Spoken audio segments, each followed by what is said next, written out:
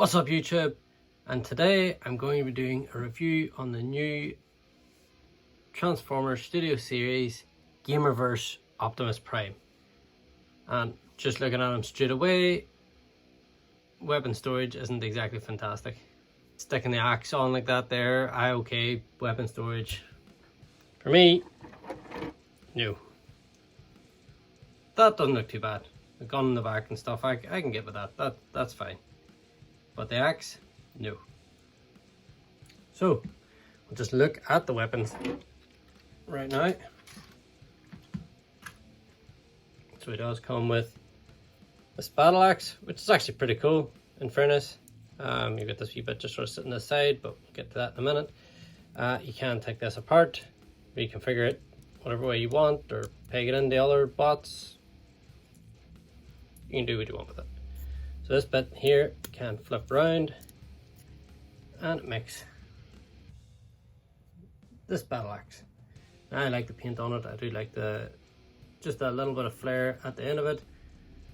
Is it perfect? No. Can other customizers do a far better job? Well, of course. But for me, that's a good effort. They could have just painted this grey. So we'll take a win. And the next weapon is the cannon.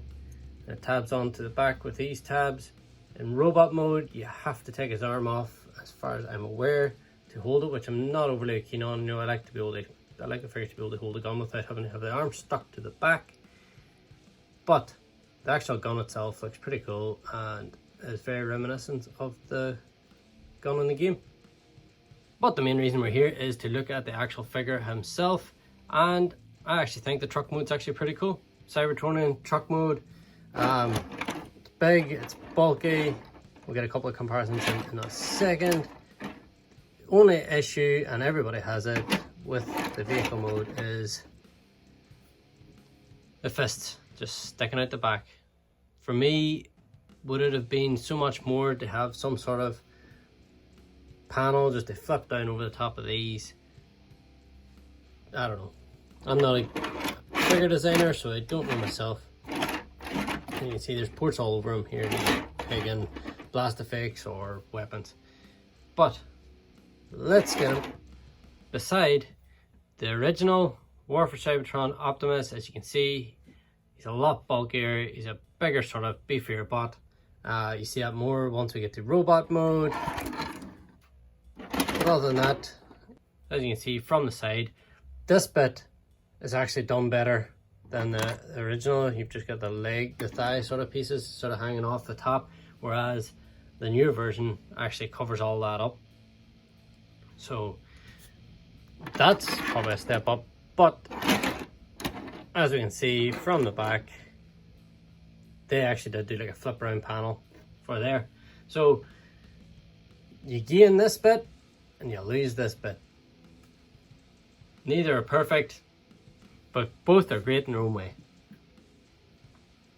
So,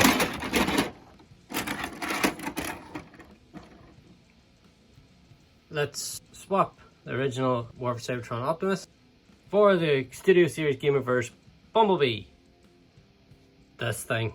Oh, see, trying to get all those panels pegged in vehicle mode. Oh, I'll be doing a review on him, unfortunately for me, hopefully next week.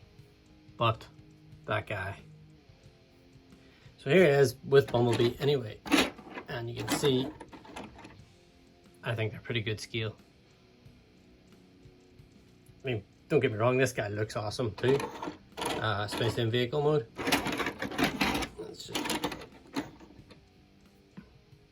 And as you can see, Bumblebee cleans up a lot better at the back. Again, the only gripe with vehicle mode on this Optimus is the hands. So we're going to look at him in robot mode. I won't be doing the transformation in this video. I'm going to do it as a separate video, flipping him from vehicle mode to robot mode to vehicle mode. I'll do it as a complete separate video just to keep the timing of this video down. And it also helps, as I found with doing out my collection, that being able to find a video that just covers the transformation, you don't have to skip through all the bits and pieces of a review to find the transformation.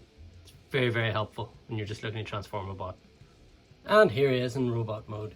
And this is where this guy really shines for me. He's big, he's beefy, he's just an absolute chunk of plastic. Compared to the original, now the original does have some positives too. But we'll just look at this figure straight off the bat. These bits are the only bits that really get to me. It's just a massive big chunk hanging off the side of his leg. If they could have just folded even to the back, would have made it so much better.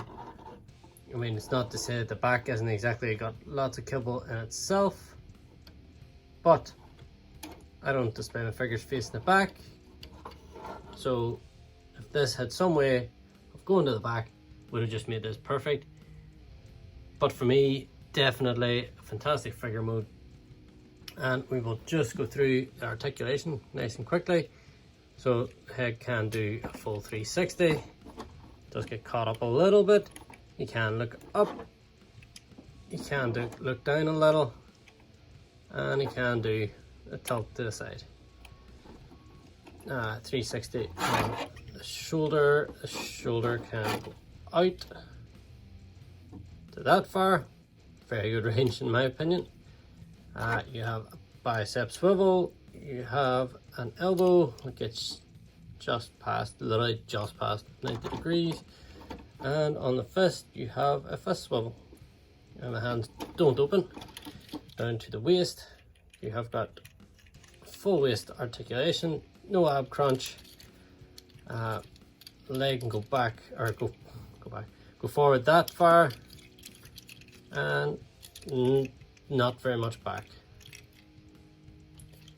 You do get a nice good bend in the knee, but obviously the kibble at the back definitely prevents it from going that bit further, because if you take that out to the side, you can get just a bit more.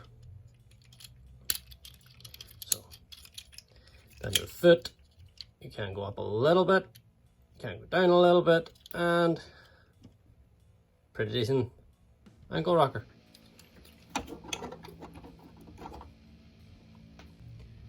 So here he is compared to the original figure, and I still really like this figure.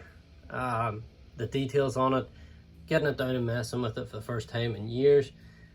I just like all the little details, like up here, you know, on the shoulder bit and stuff. That's what he's lacking at the top. I like the extra little paint apps just onto the knees, but it just brightened them up, but I could do that myself, I suppose. But overall, I think this guy just about takes it, due to the fact that he's just bigger. I think he scales better, and that's what they're going for with the Studio Series in general. So there he is with Optimus, and here he is with Bumblebee from the same wave one of the Studio Series Gamerverse, and I think that's a really good scale. And I quite like Bumblebee in both modes. I like him in robot mode and I like him in vehicle mode, but man, that transformation. So there they are for scale. Here he is with his first weapon, and don't get me wrong, I love this sort of makes it look like the actual game where it's actually coming out of his arm. I really do like that gimmick. I just wish it would give us a way of being able to peg it in just to his hand and hold it as a normal rifle, because you gotta take off his arm. And as you can see, it is stuck to the back. That is where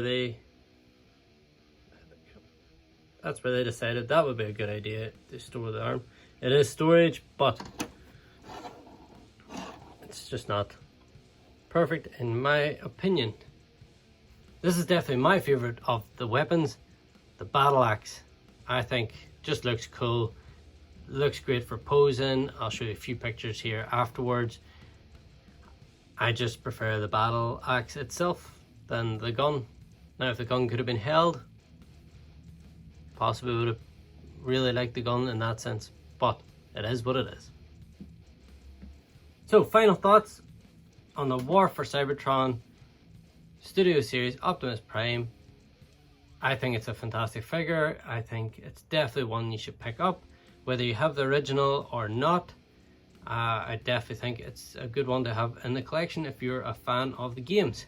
If you have no interest in the games, obviously this is of no interest to you, but I still have the games War for Cybertron and Fall of Cybertron, and this guy is definitely an easy pickup if you're a fan of the games.